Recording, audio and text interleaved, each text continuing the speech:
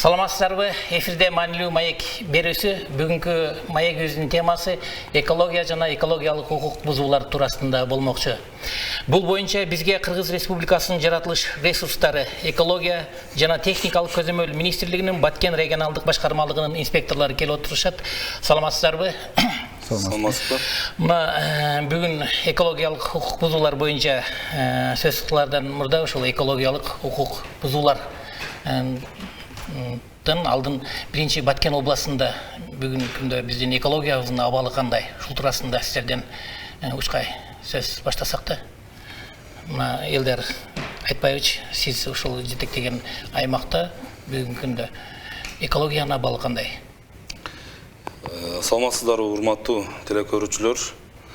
Бүгүнкү күндө экологиялык абал салыштырмалуу жакшы бизде. Баткен областынын аймагында орто деп эсептесе болот.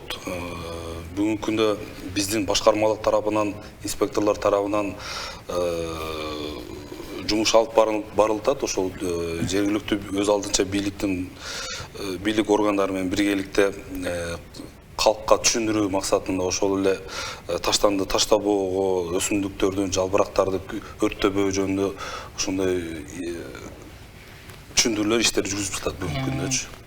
Алтынбек Абинович, акыркы жылдары элдердин ошол экологияга болгон мамилеси кандай болуп калды? Акыркы жылдары биздин элибиздин экологиялык түшүнүгү кыйла өстү десек болот. Себеби мурдакы жылдарга салыштырмалуу азыр көп жерлерде таштандылар белгиленбеген жерлерге таштоо азайды жана дарактарды мыйзамсыз кыюу, калдыктарды жана жалбырактарды өрттөө ушул фактылар бизде азайды десек жаңылышпайбыз. Мунун себеби катары биздин министрлик тарабынан жана биздин кызмат тарабынан калк арасында окуучуларга ушу тез түшүндүрүү иштерин жүргүзгөн натыйжасы деп эсептеймин. Салыштырмалуу башка облустарга караганда биздин Баткен облусунда элдин экологиялык түшүнүгү жогору десек болот.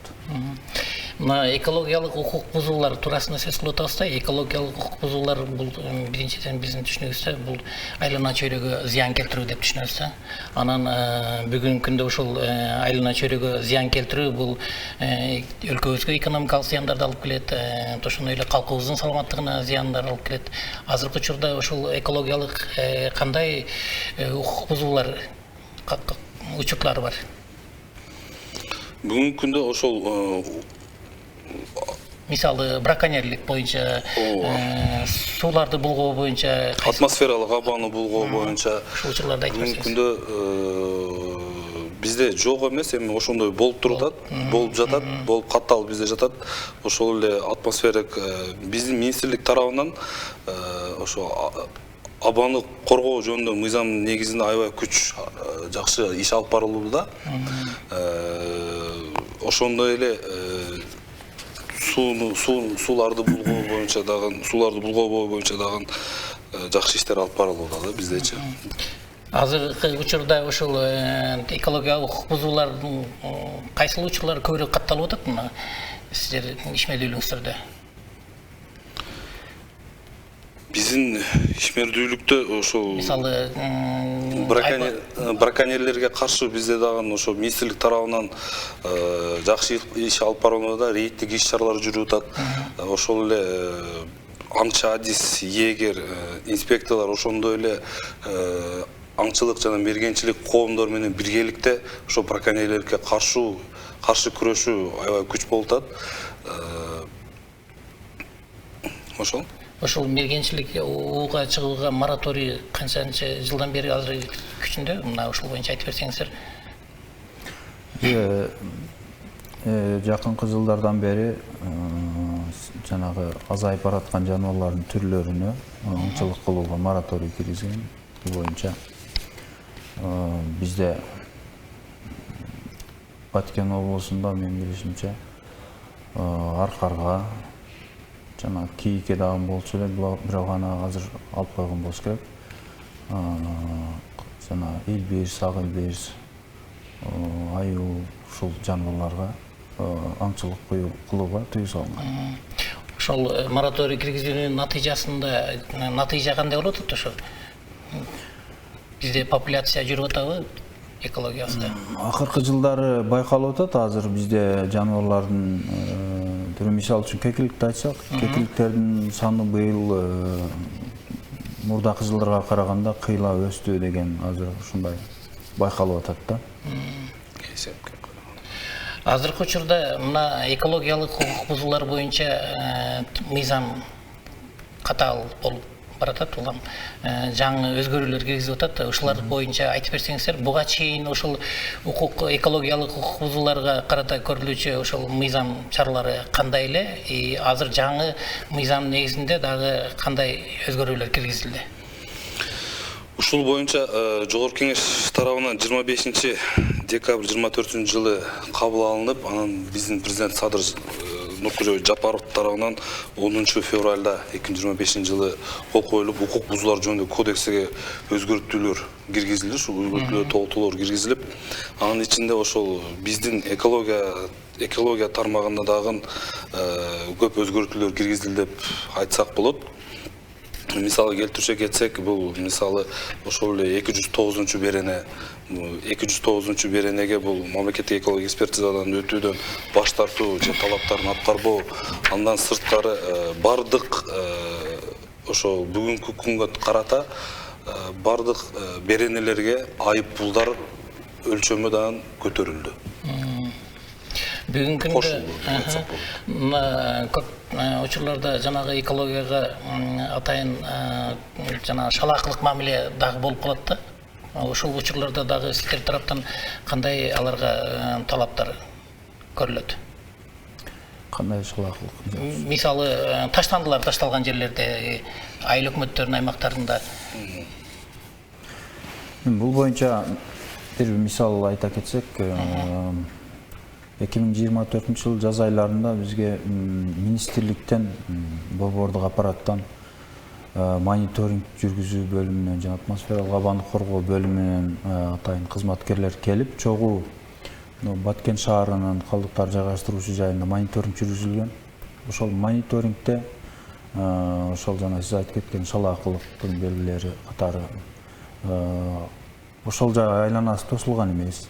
Калдыктар башаламан, иретсиз ташталган, көзөмөлдүн жоктугу, ушул көрүнүштөр аныкталган. Бул боюнча биздин инспекторлор тарабынан жана калдыктар жайгаштыруучу жайды пайдаланып аткан ишканага жерлерди пайдалануу эрежелерин бузуу деген 230 берененин негизинде 28 000 сом айып салынган. Мындай көрүнүштөр эгер болсо, биз мыйзам чегинде чараларды көрүп, жоюу боюнча белгиленген мөөнөткө эскертүүлөрдү берип, жойдурганга аракет кылабыз. Мына экологиялык укук бузуулар учурунда эки түрдүү административдик жана укуктук жазалар көрүлөт экен. Ошол сиздер кайсыл жагында иш алып барасыздар? Айып пулдарды салуу боюнча, мисалы, ошол укук бузуулар учурунда. Азыркы жаңы мыйзам боюнча, мисалы, жанагы браконьерлик кылгандарды кармаган учурда мурда кандай чара көрүлөт эле, азыр жаңы мыйзам боюнча кандай болуп атат?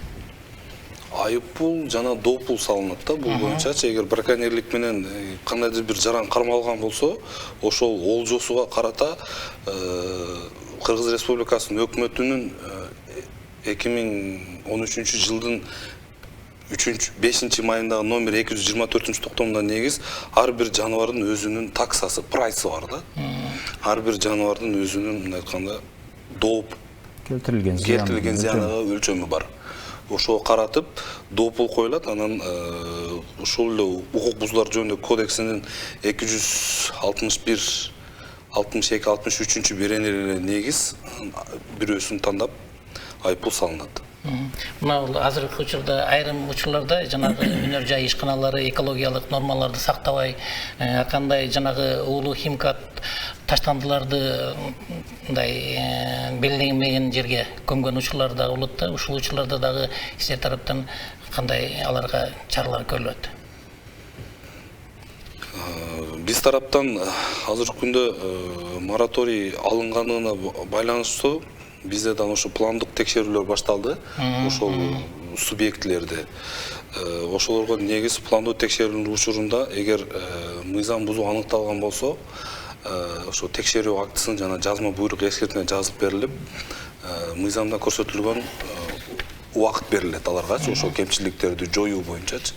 Эгер ошо контролдуу текшерүү учурунда көрсөтүлгөн кемчиликтер аткарууга алынбаган болсо, анда аларга ошол укук бузуулар жөнүндө кодексинин 434-берененин 1-пунктуна негиз айыппул салынат. Мына 2024 жыл ичинде ошол өзүңүздөрдүн көзөмөл жүргүзгөн аймактардагы экологиялык абалга ишмердүүлүк жүргүзүп келдиңиздер. Негизи жыл кандай жыйынтыкталды? 2024 жыл. Экологиялык укук бузуулар боюнча, коопсуздук боюнча негизи эле ошол сиздердин аймактагы башкармалыктын жүргүзгөн ишмердүүлүгү. 2024 жыл ичинде биздин башкармалык тарабынан аткарылган ишмердүүлүгүбүзгө жакшы деген баа берилген. Бул биздин өлкө боюнча бардык башкармалыктарга салыштырмалуу жылдын жыйынтыгы менен ортодон өйдөраак деген баа берилген да. Биздин башкармалыкта көп айыппулдар салынып, көп мыйзам бузууларды эскертүү иретинде эскертүү берип, жоюп, андан сырткары калк арасында экологиялык мыйзам бузуулар боюнча кеңири түшүндүрүштөрдү жүргүздүк. Массалык маалымат каражаттары аркылуу дагы социалдык объектилердин баягы экологиялык атмосферага зыяндуу заттарды чыгарбоо боюнча бул боюнча кеңири түшүндүрүштөрдү жүргүздүк. Окуучулар арасында билим берүү мекемелери менен биргеликте план график түзүп, ошонун негизинде кеңири түшүндүрүштөрдү жүргүздүк. Негизинен жакшы деген баа берсек болот 2024 жыл. Экология маселеси боюнча бүгүнкү күндө да кандай көйгөйлүү маселелер бар сиздер калк арасында ушундай ишмердүүлүк жүргүзүүдө? Эмне көйгөйлөр аныкталып атат бүгүнкү күндө? Бүгүнкү күндө бизде калк арасында экологиялык маселелер катары дагы эле кээ бир жарандарыбыз өзүбүздүн жаратылышка кайдыгер мамиле жасап аткандыгы. Буга мисал жөнөкөй эле мисал, машинеде кетип атканда эле бир машинеде кетип атып, машиненин айнегинен эле жанагы ар кандай акыр-чикир калдыктарды, памперс, ушуга окшогон жанагы ичимдиктердин идиштерин ушу жолдун боюна эле ыргытып кетип аткан. Бул бир эле мисал. Андан сырткары айылдарда бүт азыркы мына жаз, күз айларында жана огороддогу, короодогу жалбырактарды өрттөгөндүгү атмосферага өтө чоң зыян келет да. Ушулар жалбырактарды күйгүзгөндө дагы. Ушул маселелер негизги маселелер да бизде. Калктын дагы эле кээ бир жарандардын кайдыгер мамиле жасагандыгы биздин жаратылышыбызга. Жакшы, негизинен элибиз канчалык ошол өзүнүн айлана чөйрөсүнө жакшы аяр мамиле жасаса, ал өзүнүн эле ошо саламаттыгы үчүн өтө маанилүү экендигини билиш керек. Анан азыр мына өзүңүздөр айттыңыздар, жыл сайын элдин ошол табиятка болгон мамилеси жакшы жагына өзгөрүп барат депчи.